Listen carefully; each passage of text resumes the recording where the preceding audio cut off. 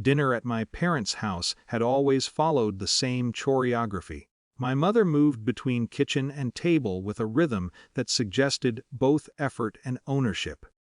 My sister filled silence with anecdotes from work, from friends, from whatever had most recently validated her. My father nodded, contributed small remarks, refilled glasses. I sat where I always sat, across from the window, listening more than speaking. That night, she brought someone new. He was polite in the deliberate way of people who want to be liked.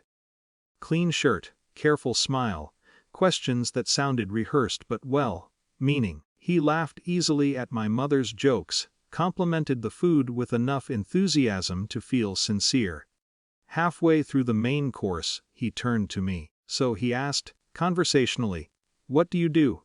It was an ordinary question, a harmless one. The kind of thing people ask without knowing it can carry weight. Before I answered, my mother laughed. Not cruelly, not even loudly. Just that quick, dismissive laugh she used when correcting waiters or commenting on television commercials. "Oh, let's not ruin the appetite." The table responded the way tables do. Reflexively. My sister laughed. My father smiled into his wine. The boyfriend chuckled, uncertain but cooperative. I smiled too. Not because it was funny.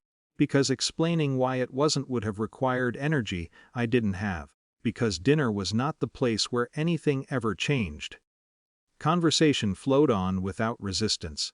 My sister began describing a house she was trying to buy, the kitchen layout, the neighborhood, the way the light came through the living room windows in the afternoon.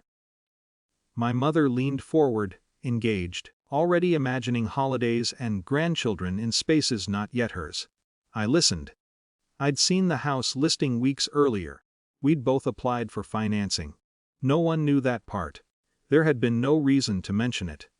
A few days later, my phone rang. The bank officer's voice was measured, neutral, professional. Approval details, terms, next steps. Numbers instead of emotions, a process rather than an event. I thanked her. The purchase moved forward quietly.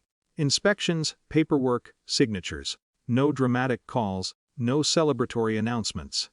Just appointments on a calendar and documents accumulating in neat digital folders. Meanwhile, the family narrative continued. At Sunday lunch, my sister spoke about delays with her loan. "It's just procedural," my mother said confidently. "These things take time." My father nodded agreement. I ate my food, asked a question about interest rates, received a distracted answer. When the sale closed, I didn't tell them. Not immediately. Instead, I invited them to brunch, neutral ground, a familiar restaurant, sunlight, soft music, the comfort of routines that suggested nothing unusual.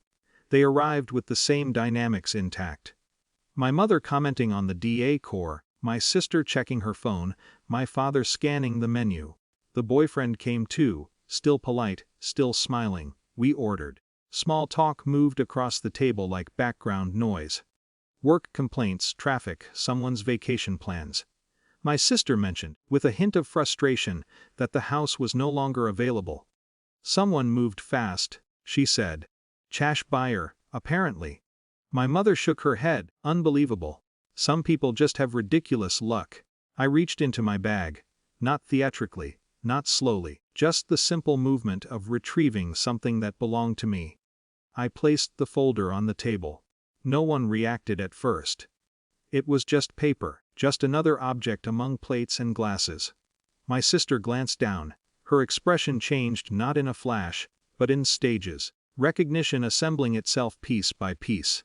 The address, the bank letterhead, my name. Silence gathered. I looked at her, then at the others. "Is this," I asked evenly, "your rejected loan application?" No accusation, no sharpness, just a question occupying space where laughter usually lived. My mother stared at the documents, then at me. The familiar confidence in her posture faltered, recalibrated. My father leaned back slightly, as if distance might clarify what he was seeing. The boyfriend said nothing. My sister's voice, when it came, was smaller than usual. "You bought it." I nodded. "That's not," my mother began, then stopped. "Not unfair. Not wrong, just unexpected." There was no explosion, no dramatic confrontation, only the uncomfortable redistribution of assumptions. Breakfast continued technically. Food arrived. Coffee was poured. But conversation had lost its automatic flow. Something structural had shifted. Not because of what I'd said, because of what could no longer be ignored. When we stood to leave, my mother touched my arm. A gesture she'd used thousands of times, now carrying unfamiliar hesitation. "You could have told us." I met her gaze. Outside, we separated with polite goodbyes. No apologies, no declarations, no cinematic resolutions. Just a new, quieter awareness settling into the spaces between us. Nothing about my life had changed in that moment. Only the story they had been telling about it.